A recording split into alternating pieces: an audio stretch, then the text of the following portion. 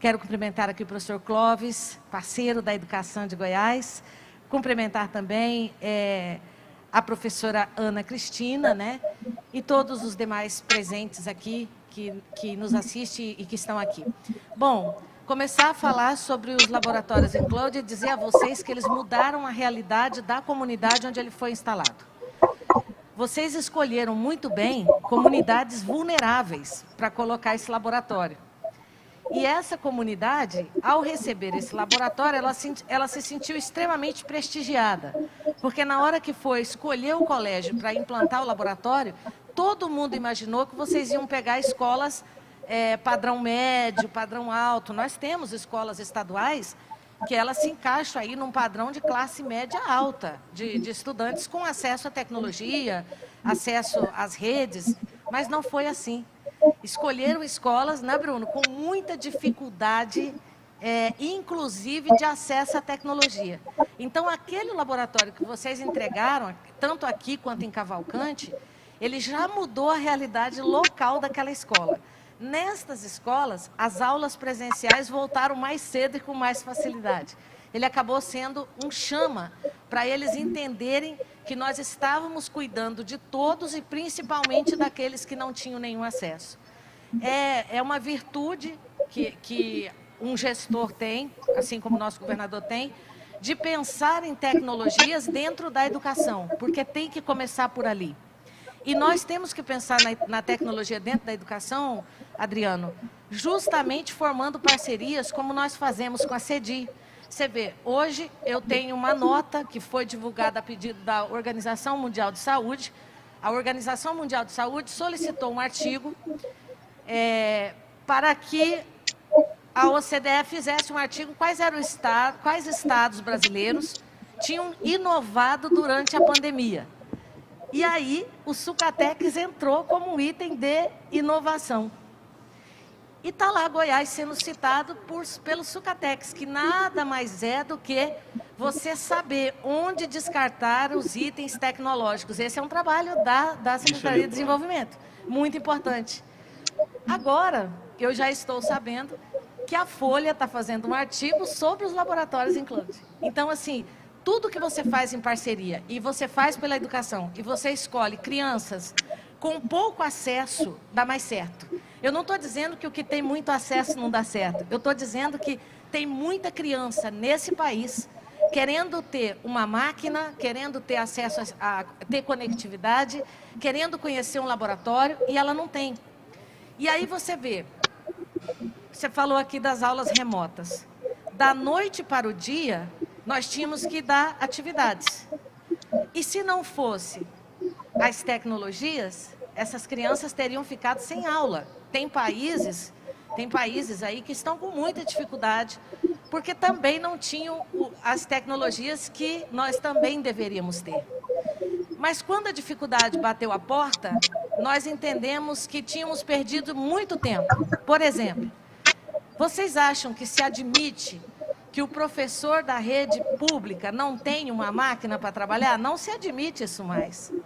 Os livros do professor Clóvis estão todos, a maioria deles, os textos, todos digitalizados.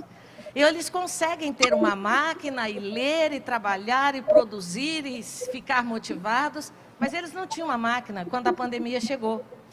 O nosso aluno da terceira série do ensino médio não tem uma máquina. Ele não tem uma máquina, ele não tem sequer conectividade. Hoje a imprensa me perguntava, secretária, quantos alunos começaram e terminaram a pandemia nas atividades escritas no papel? 12%. Eles começaram e terminaram. E aí tem uma coisa que é interessante.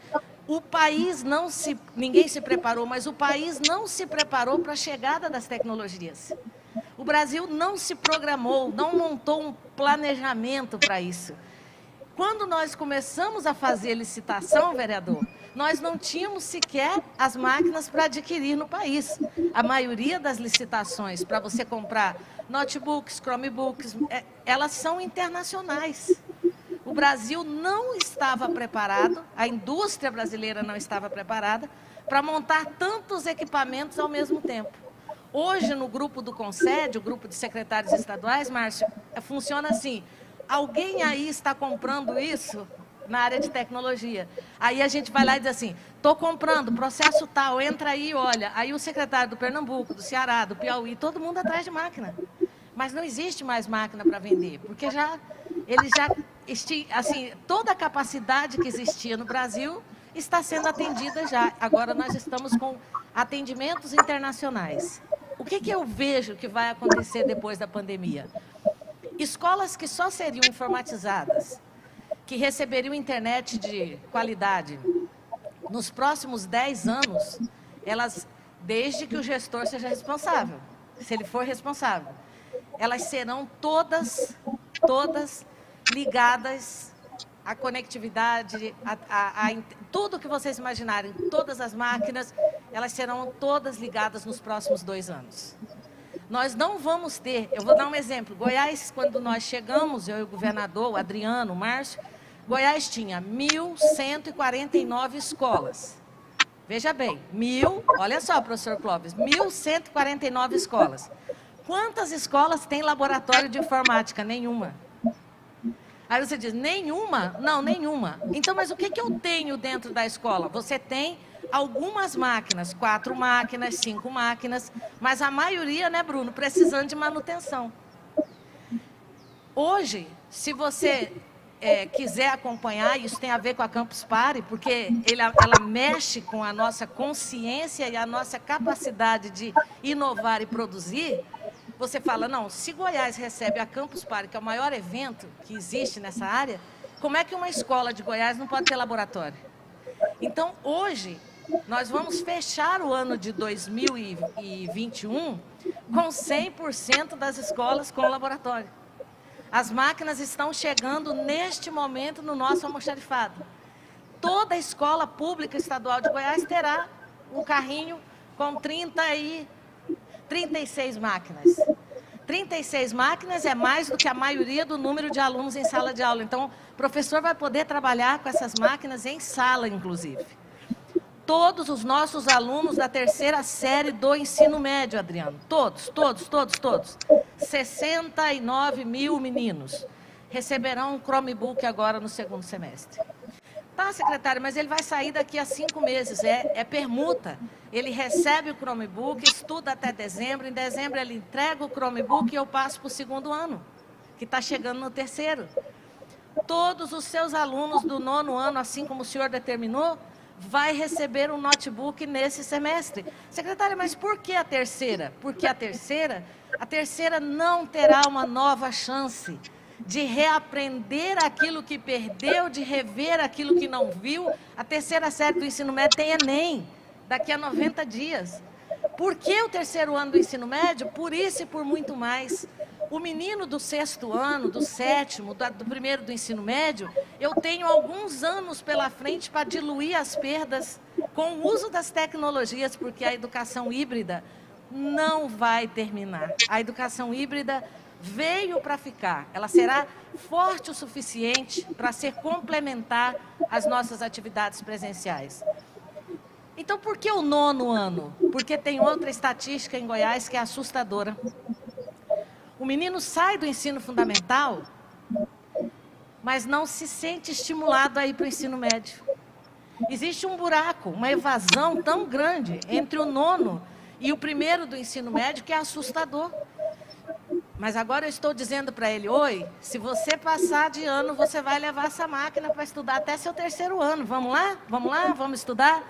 Dentro da máquina, nós vamos colocar, professor Francesco, nós vamos colocar lá dentro os conteúdos, a matriz curricular, a BNCC. Goiás não pode ser o estado que cedia a Campus Party desde 2019, mas o estudante de Goiás não ter tecnologias, não entender da importância da inovação, da criatividade, da engenhoca da ciência tecnológica. A gente não pode mais perder para ninguém nesse sentido. Então, tem sido um investimento constante, formação constante. Não tem como negar, por exemplo, que a parceria com vocês na CEDI, na governadoria, tem facilitado o nosso trabalho na SEDUC. E eu também quero aproveitar para dizer a vocês que aquele que não estiver pensando, não é para pensar que a máquina vai substituir o homem, porque eu acho que isso é de 1990. Em 1990, quando surgiu a TV Escola, a maioria dos professores pensaram, nossa, a TV Escola vai dar aula, e nós vamos fazer o quê? Hoje está muito claro na cabeça de cada professor. Existe a máquina, mas eu preciso de um homem extremamente inteligente e preparado para conduzir a máquina, para manusear a máquina, para fazer essa máquina trabalhar a meu favor. Isso está superado na educação. Mas a gente não pode deixar de falar dessa terceira série do ensino médio, que é avaliada e que apresenta 4,8 como melhor nota no Brasil. A gente tem um 4,8. O ensino médio de Goiás é o melhor do Brasil. E o ensino médio, que é o melhor do Brasil, tem 4,8. O governador se incomoda com esse número. Para falar a verdade, eu também tenho um pensamento parecido nesse sentido. Porque, assim, o que eu mais tenho medo é de cair nessa régua. Nós somos 4,8 e não podemos cair para 4,7. Nós temos que ir para 4,9, para 5,1. Nós não podemos cair. Mas o que é que as pesquisas estão dizendo agora, neste momento? Que todos caímos, que todos caímos. Todos os estados caíram. Eu vi a pesquisa do PB, do Ricardo Paz de Barros, a queda que apresenta o Espírito Santo é histórica. Nunca se viu uma queda daquela na educação brasileira. E o secretário do Espírito Santo é muito meu amigo, ele está extremamente preocupado. Mas a gente não pode cair nessa régua, porque nós somos o primeiro lugar, mas o primeiro lugar nosso ainda está longe de ser o melhor primeiro lugar que a gente queria ter. Se esse 4,8 nos deu o primeiro lugar no Brasil, mérito da categoria, mérito dos professores, mérito do trabalho dos técnicos, dos administrativos, do nosso governador, mas assim, nós não podemos nos contentar com isso jamais. E aí eu fui chamada para uma reunião com 8 secretários, que a proposta era diminuir a meta. Qual é a meta de Goiás? 4,9. Eu estou com 4,9. Aí todo mundo chamou os parceiros, né? Nós temos muitos parceiros pelo Brasil. Eles disseram, secretária, vamos derrubar a meta. Eu disse, mas vou derrubar a meta como? Vamos derrubar a meta porque não vamos atingir a meta. Eu disse, não é possível. Nossa, secretária, é visível, é científico, todo mundo vai cair. Todo mundo vai cair, alguns 2 pontos, outros 3 e tarará. Eu falei, nós não vamos cair. Nós não vamos cair. Nós vamos, todo mundo se abraçar, estudar, trabalhar nivelamento, trabalhar reforço, usar as tecnologias a nosso favor, mas nós não podemos cair desse 4,8 e chegar no 4,9. Agora, é lógico que quando alguém diz Goiás é o primeiro lugar no IDEB, é uma satisfação muito grande, porque significa que o investimento que é feito na educação está tendo um retorno positivo. Qual será a sensação de um governo que pega 25% do seu orçamento, e olha que é dinheiro demais da conta, é muito dinheiro. Hoje existe uma realidade assombrando os meus amigos secretários, Adriano, que só 17 estados vão cumprir a vinculação. Está vendo? Veio a pandemia, se não tem o que adquirir, não tem o que fazer, economizou demais durante a pandemia. Economizou, não teve energia, não teve água, a maioria não teve transporte. Então, assim, e agora? Tem dinheiro, não tem o que comprar, não tem como licitar mais, não cumpre a vinculação. Então, o nosso problema está muito longe de ser dinheiro. Nosso problema está longe de ser orçamento. Nosso problema verdadeiramente é gastar bem, investir bem, fazer o bem, sabe? Cuidar de todo mundo, fazendo o bem para a educação.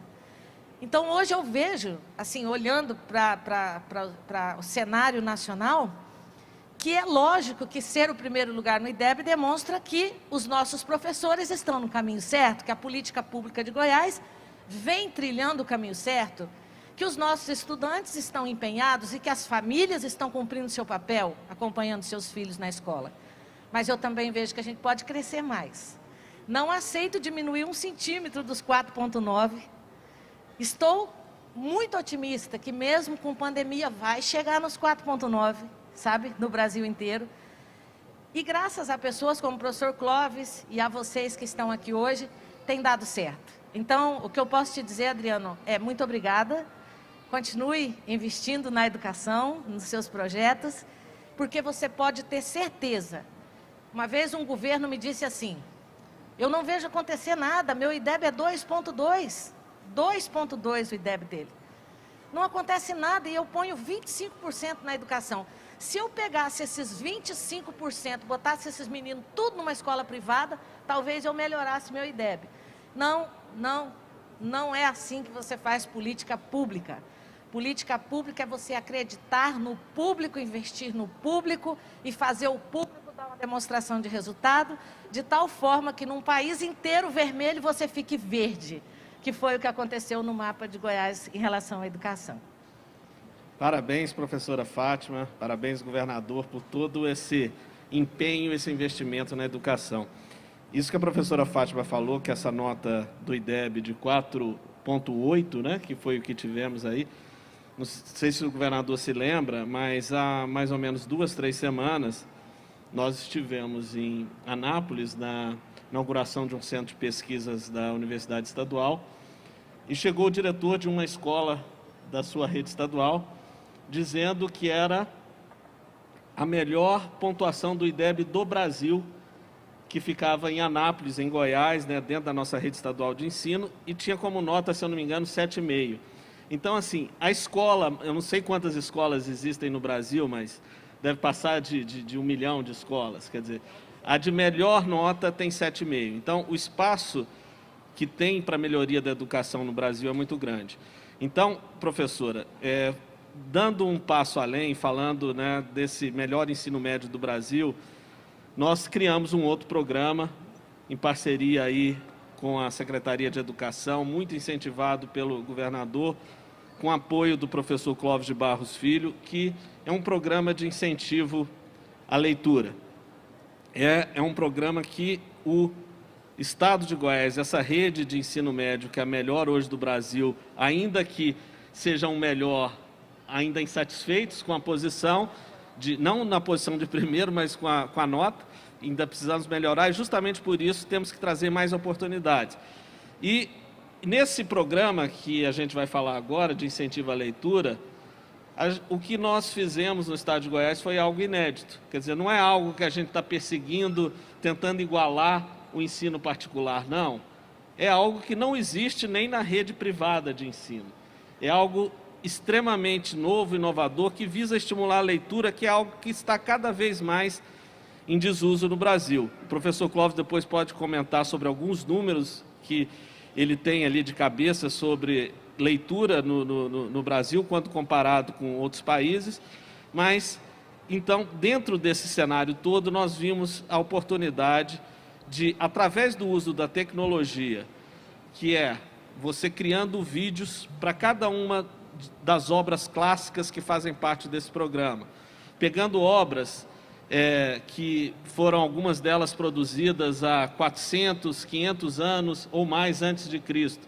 Obras que são comentadas no mundo inteiro, que fazem parte da grade curricular do ensino médio, mas que não são obras que são verdadeiramente lidas. Elas são exploradas por algum trecho, algum ensinamento que transmitem, que é compartilhado dentro do nosso senso comum, mas que na prática as pessoas não enfrentam a leitura. Muitas vezes porque não é cobrado isso, muitas vezes porque acham que é uma leitura inacessível sob o ponto de vista de entendimento.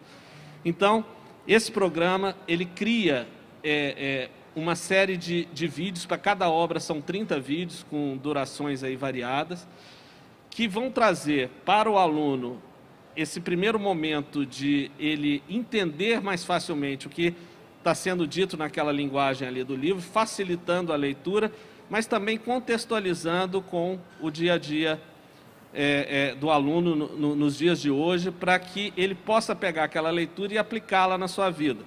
De forma que nós não só estimulemos a leitura, mas outra coisa que é muito importante, principalmente num país que vive cada vez mais uma polarização, que é nós termos a nossa própria opinião, o nosso próprio discernimento, não sairmos aí copiando opiniões de terceiros e abrindo mão de nós próprios desenvolvermos o nosso pensamento, aquilo que nós acreditamos, tendo um olhar crítico sobre o mundo.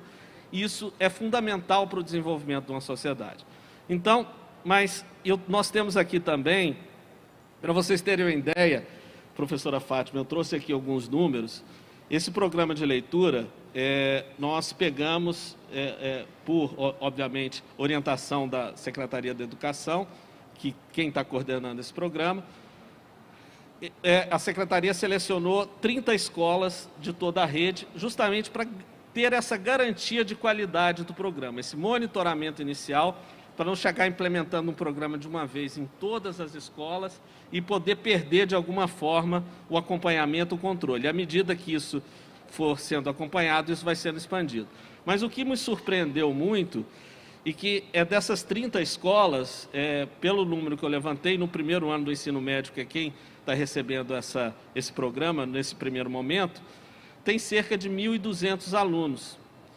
E desses 1.200 alunos, 1.000 deles se inscreveram no programa de forma voluntária. O que me surpreendeu demasiadamente, você ter aí em torno aí de 80%, 80 e poucos por cento de adesão a um programa de leitura. Então, antes de passar a palavra para o professor Clóvis falar um pouco do programa, eu gostaria de chamar a professora Ana Cristina, que é uma das professoras dessas 30 escolas. Se eu não me engano, a senhora dá aula em Aparecida de Goiânia, na escola da rede estadual de ensino, e para que comentasse um pouco sobre a experiência inicial desse programa de leitura, que está, num primeiro momento, contemplando 3 obras, né, das 12 obras que já estão disponíveis, mas eu gostaria que a senhora comentasse dessa experiência, como os alunos estão reagindo, como a senhora, como professora, está encarando esse programa, vendo os benefícios dele para o ensino do Estado de Goiás. Bom dia a todos.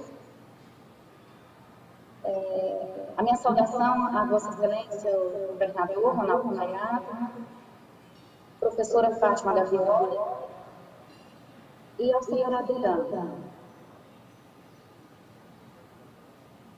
estadual, professor José Lopes Rodrigues, da CRED Aparecida de Goiânia.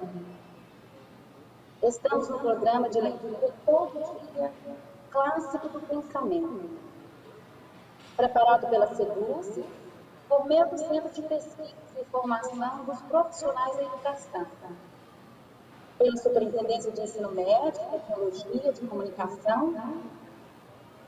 Bem, como o senhor falou, são 30 escolas do estado de Goiás que estão participando desse projeto. Estamos empenhados com o objetivo de contribuir para a formação de estudantes, leitores, críticos e participativos, capazes de interagir com a realidade, na condição de cidadãos conscientes. Foi maravilhoso trabalhar com esse projeto e saber que o projeto, esse programa está apenas começando. A implementação desse projeto favorece significativamente o processo de ensino-aprendizagem.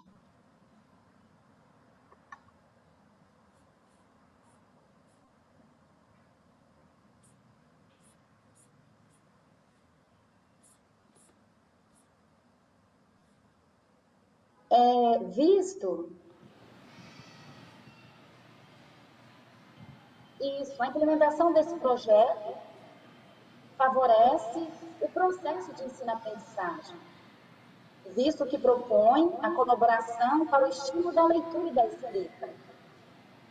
Agora, falar desse projeto é falar de uma imersão virtual no mundo da leitura, que a plataforma oferece, porque proporcionou aos estudantes a interação entre eles e, ao mesmo tempo, a integração das tecnologias, levando aos estudantes o alcance de novos conhecimentos.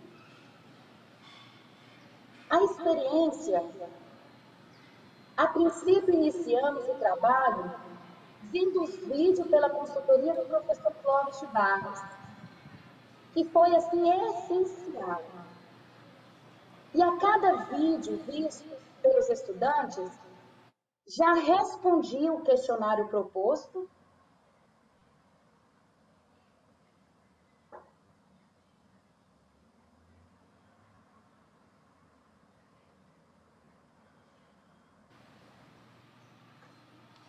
cada vídeo visto por os estudantes, ele já respondia o questionário proposto, fechávamos com uma roda de conversa para o entendimento da obra. Os estudantes leram a sinopse da obra Odisseia. A partir desse ponto,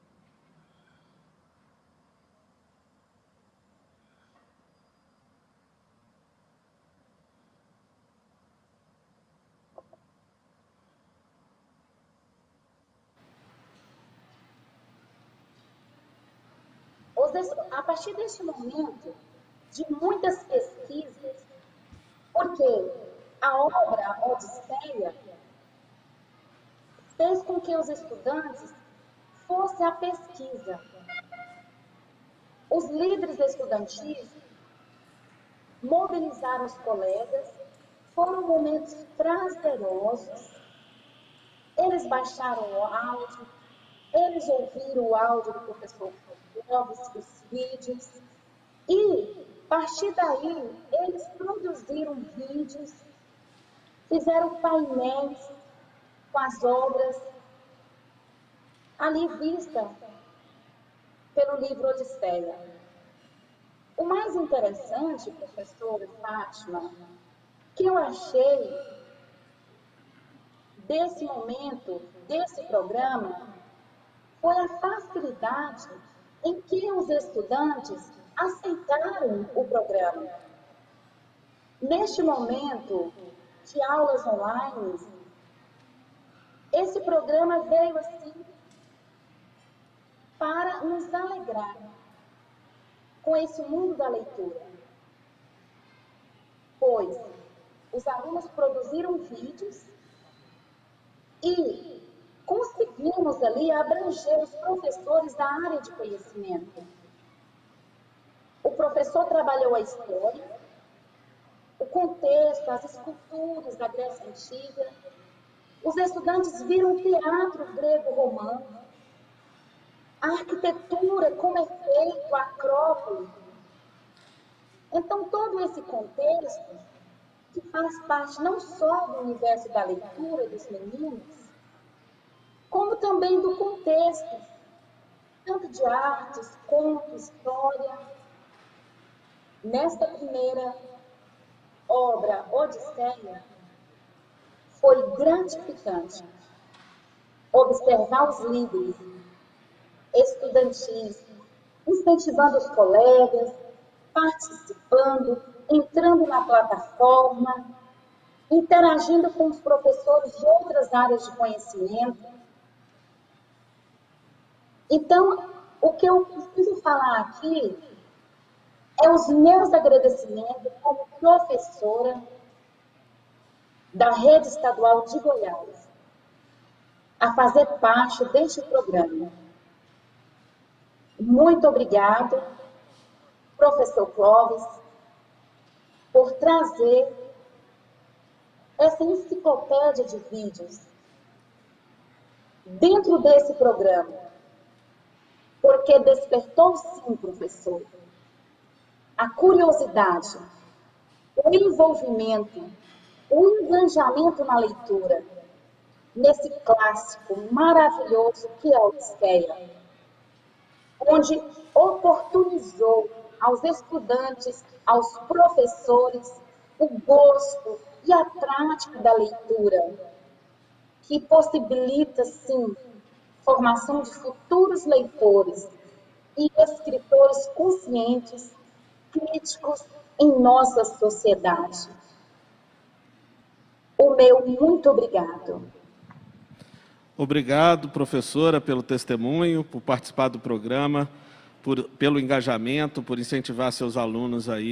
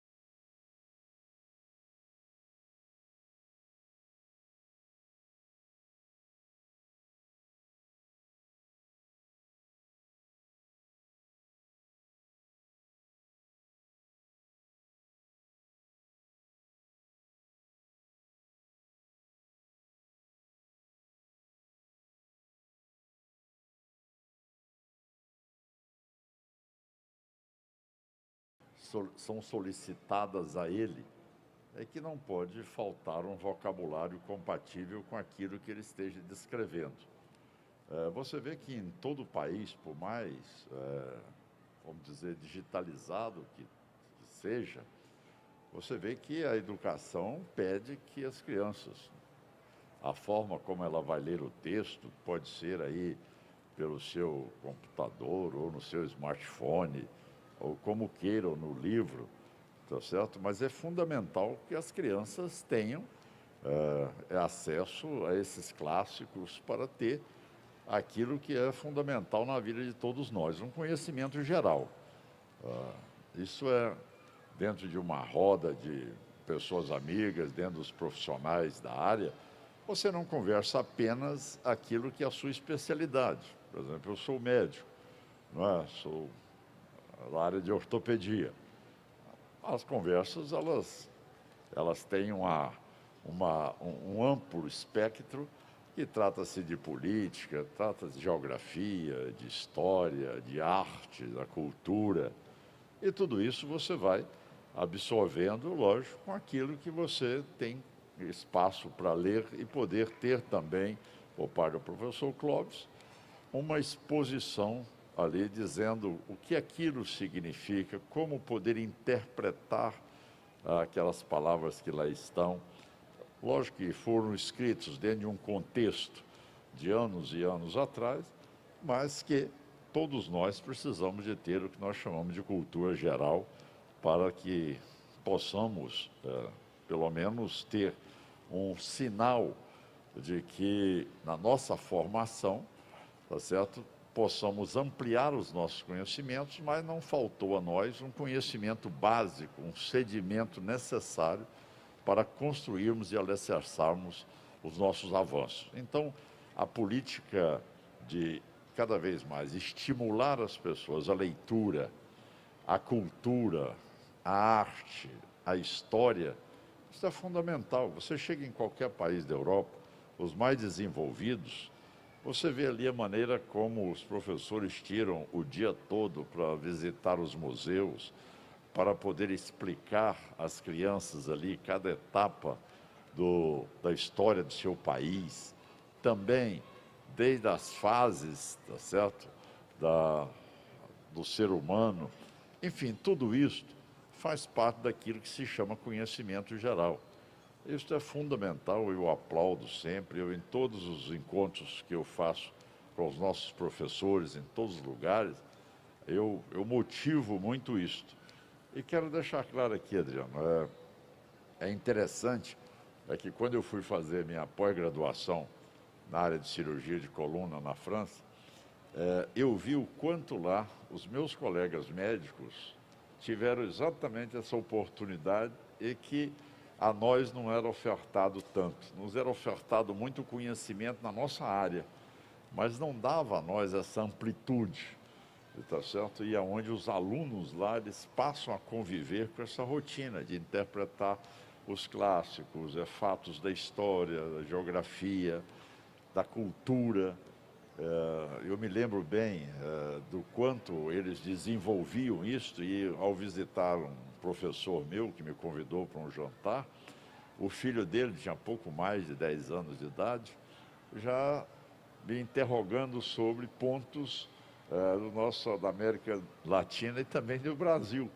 Então você vê que esse lado é algo que nós estamos cada vez mais motivando em Goiás, não é restringindo apenas aquilo que ele se formou, ou que ele tenha um conhecimento com abrangência maior, para isso dar a ele cada vez mais competitividade num cenário hoje onde cada criança se prepara para um momento, num mundo que é globalizado e as disputas são cada vez mais difíceis em cada uma das áreas das profissões. Então, parabenizo a iniciativa, tanto do secretário Adriano, da secretária Flávia, da Fátima Gavioli, como também o apoio do professor Celso, que se não fosse ele com o conhecimento que tem, nós não daríamos conta de poder tornar tão didático aqueles textos como ele consegue fazer com a sua capacidade ímpar. Então,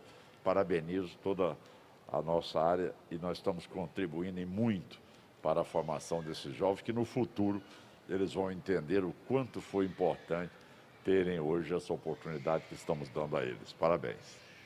Professor Clóvis, na hora que eu ia passar a palavra, o link caiu, mas já estamos aqui de volta.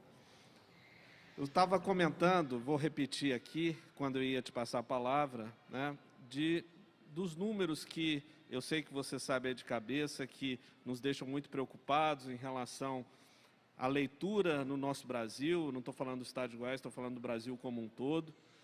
O tanto que eles são preocupantes e o tanto que a leitura ela pode nos beneficiar como seres humanos, em termos de um discernimento maior, né? Como Kant dizia, né, que o homem é o que a educação faz dele. Então, nesse momento, né, e principalmente quando passamos por uma pandemia que nos coloca em determinadas situações onde a presença física ela se torna mais difícil, e nesse momento surgiu essa ideia de fazer esse programa, que é um programa de leitura, mas sempre acompanhado por vídeos, onde assiste o vídeo, tem a obra disponibilizada também de forma gratuita. Aqui eu agradeço a editora, mas eu gostaria que você comentasse de como surgiu a ideia desse programa e de como você vê os benefícios que ele pode gerar para o nosso jovem, para o jovem do ensino médio do Estado de Goiás. Secretário Adriano, muito obrigado pelo convite, honrado em participar.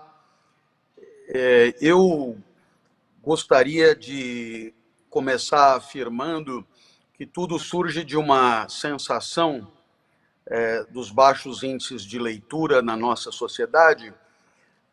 Não é necessário um estudo muito aprofundado, basta ver que as nossas principais livrarias já faliram, não é? Algumas, por exemplo, aqui, verdadeiros ícones da cidade de São Paulo, já ou não existem mais, ou estão em estado falimentar. As principais editoras internacionais estão deixando seus escritórios no Brasil.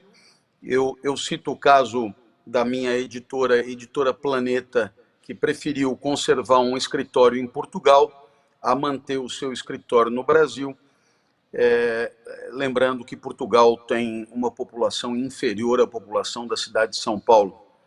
Poderíamos também lembrar que em Buenos Aires há mais livrarias cadastradas do que no Brasil inteiro. E isso tudo assim, apenas um indício daquilo que já sabemos. A nossa sociedade lê pouco. No que diz respeito aos clássicos, secretário, não cabe a menor dúvida que os clássicos são obras que transcendem o seu tempo. Os clássicos apresentam para a história aquilo que de melhor os espíritos iluminados produziram. Em outras palavras, os clássicos permitem um contato com a genialidade daqueles que já não se encontram mais, naquilo que é a sua produção mais nobre, mais seleta. É como se pudéssemos encontrar Platão e ter de Platão, que é o pai fundador do pensamento ocidental, ter de Platão aquilo que o seu espírito de melhor produziu. O mesmo para Aristóteles, Agostinho, Tomás de Aquino e assim por diante. Então, a oportunidade de ler e degustar um clássico e ter instrumental cognitivo para atribuir sentido, para entender, para interpretar, de fato, uma prerrogativa e eu diria, um papel da escola permitir, né, apetrechar o aluno para esse encontro e dar-lhe condições de entendimento. E foi exatamente com base nesses elementos que eu decidi, através de da multiplicação de vídeos que fragmentam as obras em 30 pedaços, não é? Eu pretendi propor uma interpretação facilitada, introdutória, bem-humorada, alegre, dessas obras, no sentido de atrair os alunos para a leitura. Se porventura eu não obtiver êxito em conseguir que alcancem essa leitura, que implementem essa leitura de fato, já terão tido ciência da obra e ciência do seu conteúdo principal. E isso já terá sido um ganho em relação à ignorância absoluta que poderia existir. Então,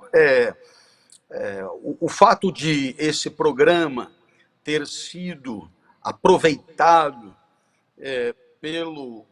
pela Secretaria de Educação, por sua iniciativa e por iniciativa da secretária Fátima, e essas 30 escolas estarem de forma experimental, enquanto piloto, implementando o programa e permitindo aos alunos o acesso a esses vídeos, é de fato uma iniciativa pioneira, e eu fico muito feliz por conta dessa proximidade que temos, que esse programa seja entendido como um diferencial positivo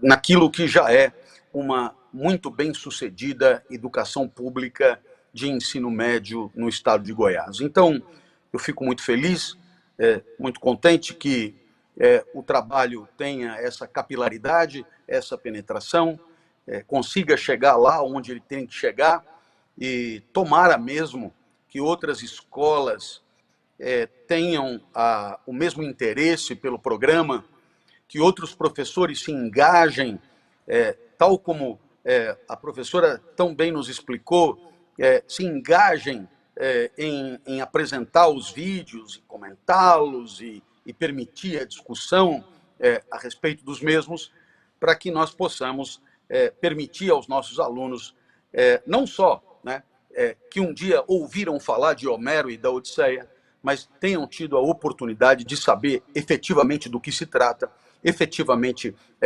quais são as suas ideias fundamentais, e que possam, a partir daí, evidentemente, alargar seus repertórios, desenvolver seu entendimento crítico, interpretar o mundo de maneira mais rica e, com isso, viver melhor. Era essa, então, a mensagem. Tomara que o programa seja, de fato, bem aceito pelos alunos do estado de Goiás, e isso, claro, me enche de júbilo, mas o meu júbilo é o que menos importa. O que importa é a formação dos nossos jovens, para que possamos virar a página de um momento social que gostaríamos fosse diferente do que é, e caminhemos juntos na construção de uma sociedade da qual possamos nos orgulhar um pouco mais. Obrigado, professor Clóvis. Estamos aqui agora caminhando já para o final do nosso painel. Eu gostaria de ouvir as palavras finais da professora Fátima, depois do governador Ronaldo Caiado. E, enquanto te passo a palavra, professora, já queria que a senhora comentasse quando todos os alunos da rede estadual de ensino poderão ter acesso a esse programa, se já no início do ano que vem, qual que é o plano da secretaria, e suas palavras finais, em seguida do governador. Obrigado. Adriano, cumprimentar aqui a professora, nossa querida professora de Aparecida. Dar aula é uma coisa, falar para muita gente é esquisito, né? Você viu como é que é professor? Ela fala bem, ela domina a sala de aula dela, mas ela estava ali dizendo assim, meu Deus, estou falando para muita gente agora, mas a senhora falou lindamente e todo mundo entendeu muito bem o tanto que a senhora está engajada e envolvida. Parabéns, professora.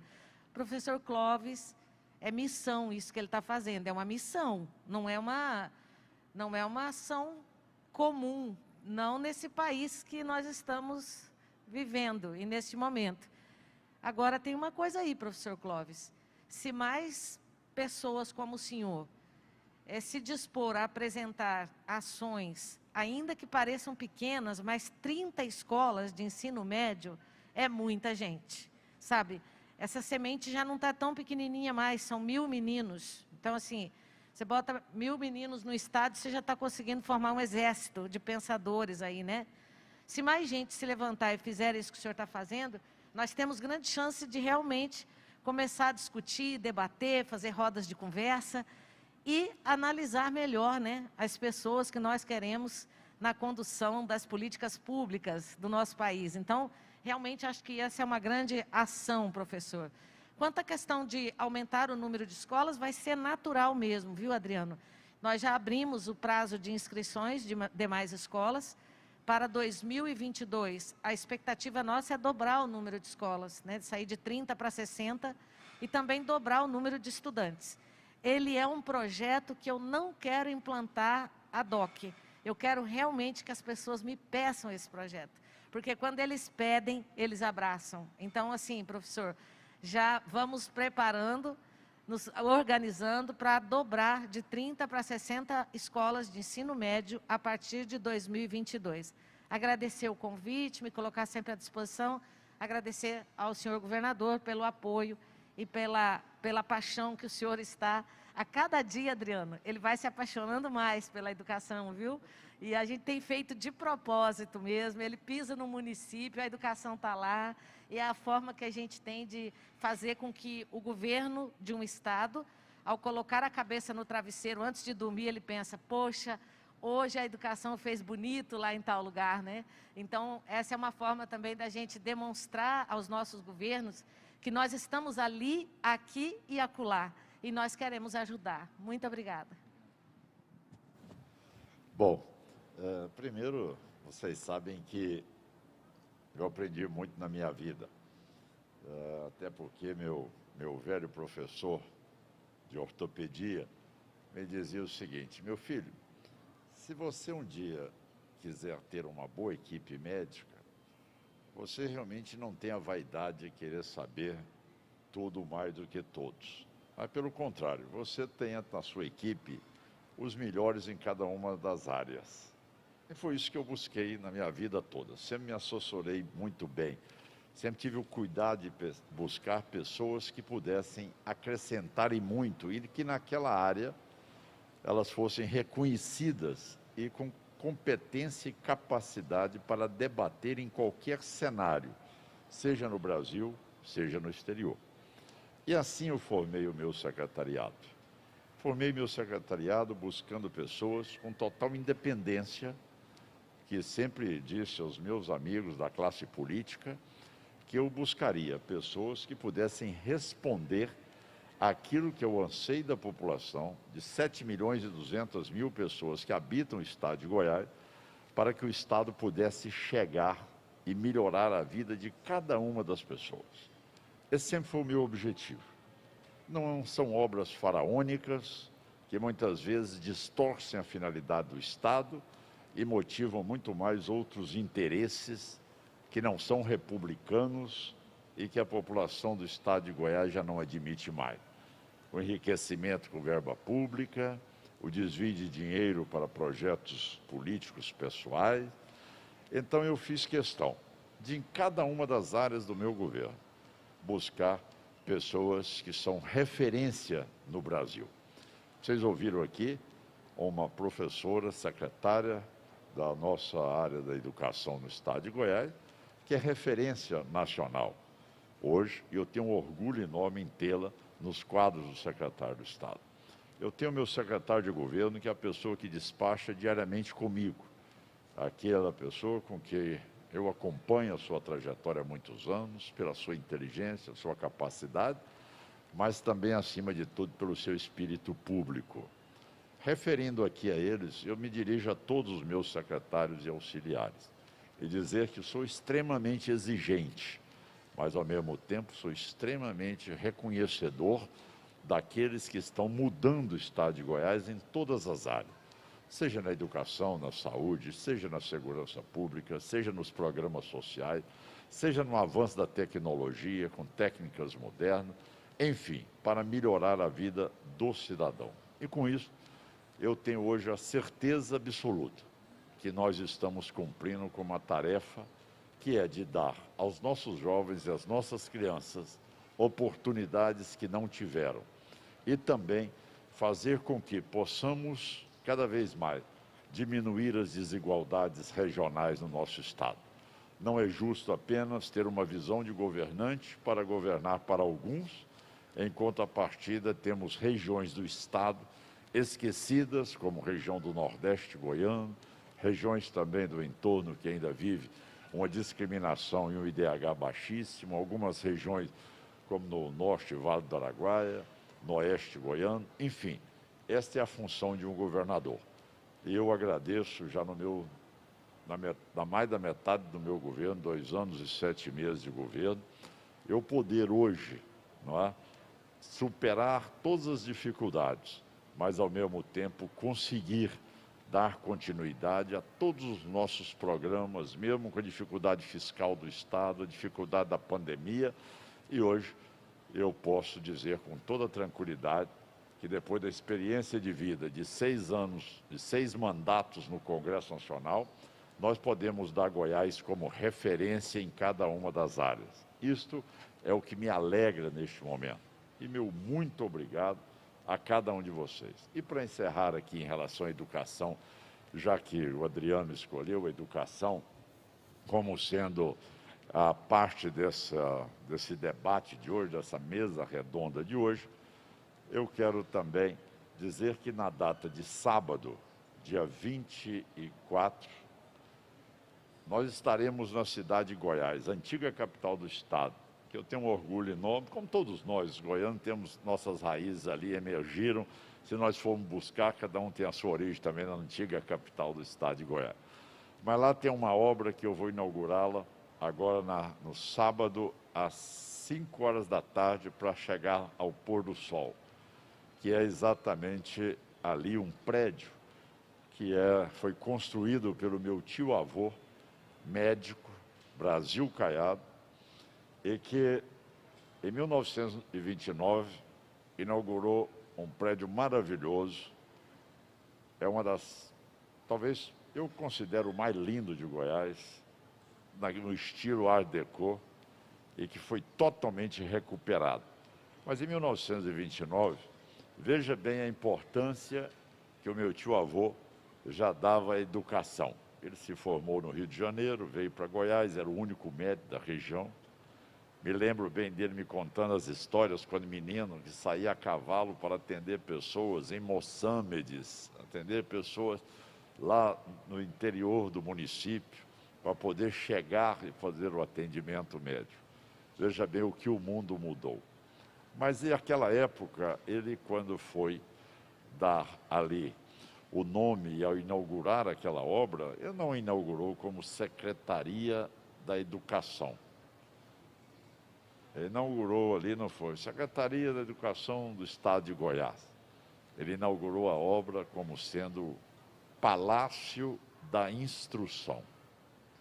Então, acho que isso fala muito forte a importância que deve ser dada à educação, porque ela, sem dúvida nenhuma, é que vai poder, no futuro, garantir o sucesso, garantir a profissão, garantir a cidadania, garantir a qualidade de vida das pessoas. E é exatamente num palácio que deve ser ali hospedado a educação no estado de Goiás, porque eles merecem toda essa referência. Eu, buscando esse fato histórico, quero estar lá no sábado, no final da tarde, junto com meus professores e professoras, as demais lideranças do estado de Goiás, para inaugurar algo que eu acho que é emblemático e que cada vez mais mostra o quanto, desde a antiguidade, nossos antepassados se preocupavam com a educação no estado de Goiás, onde as escolas públicas eram as melhores escolas e de lá eles eram aprovados nos melhores vestibulares do país, como meu velho tio-avô, saindo do Liceu de Goiás, foi aprovado na Faculdade de Medicina do Rio de Janeiro e depois retornou à capital para prestar todos os serviços. Assim como foi meu avô, como foram meus pais, e tudo isso sendo resgatado no dia de hoje. Meu muito obrigado em participar, Adriano, muito obrigado mesmo. tá certo? E pode saber, Francesco, que cada vez mais estaremos aí em parcerias para avançarmos em tudo, para que Goiás seja, em breve, o primeiro lugar nessa área em digitalizar todos os seus serviços, informatizando com maior facilidade a população e fazendo com que isso também chegue aos nossos alunos, crianças e jovens e aos 7.200.000 goianos. E com isso, vocês estão me ajudando a devolver Goiás aos goianos. Essa é a minha responsabilidade como governador. Boa tarde e muito obrigado.